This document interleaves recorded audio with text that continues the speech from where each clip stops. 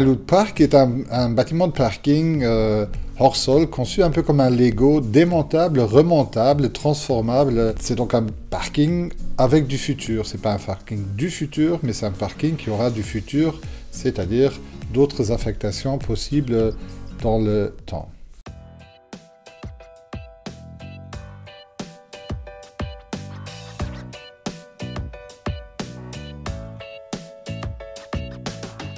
Nous vivons dans un monde dans lequel les ressources sont finies, c'est-à-dire rares, et qui auront une fin un jour. Et nous devons construire nos bâtiments comme des banques de matériaux ou des dépôts de matériaux dans lesquels on stocke les matières premières pour les bâtiments du futur. Ainsi, je pense que le bâtiment L'Outpark est un très bon exemple de stockage de matières premières, notamment de l'acier, mais pas que de l'acier. Dans ce bâtiment, nous avons entre autres prévu de faire des affectations différentes. Ce bâtiment peut devenir un bâtiment de bureau, un bâtiment, un hôtel, un commerce, etc. Nous pensons en effet, et ça c'est un peu l'origine du projet, que le nombre de places de parking va diminuer au fur et à mesure du temps quand les voitures deviendront vraiment autonomes et que donc ces énormes surfaces dans lesquelles on stocke aujourd'hui des voitures vont devenir disponibles. Le recyclage lui-même est une solution ultime des matières premières, mais la réutilisation des composantes est évidemment économiquement beaucoup plus intéressante. Je vous présente en bref le projet avec quelques chiffres clés. Le premier, c'est 7110 qui correspond au poids en tonnes du bâtiment. 500, c'est le nombre de places de parking qui sont prévues.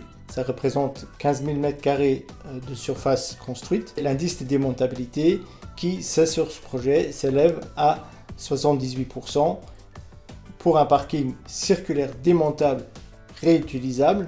Ceci est à comparer à un parking traditionnel où l'indice de démontabilité est évalué aux alentours de 20%. On a déterminé l'indice de circularité du projet d'un module, plus spécifiquement, s'élève à 64%. Pour que ça devienne un vrai bâtiment avec du futur, il faudra aussi changer les business models, éventuellement stocker les matières premières dans un fonds d'investissement qui est un fonds qui détiendra ces matières premières à disposition des chaînes de valeur circulaires. Ce qui est à refaire, c'est d'intégrer toute la question de la réaffectation dans la phase initiale du projet et d'en tenir compte dans la conception initiale du projet et de mettre tout le monde autour de la table pour s'accorder sur quelle est la finalité de ce parking après son premier usage. Deuxième élément qui, à mon avis, vaut la peine d'être répliqué, c'est de réaliser un échantillon, un prototype, et de le démonter et le remonter pour bien montrer que ce qu'on a imaginé en théorie fonctionne en pratique et pour rassurer les clients que c'est faisable.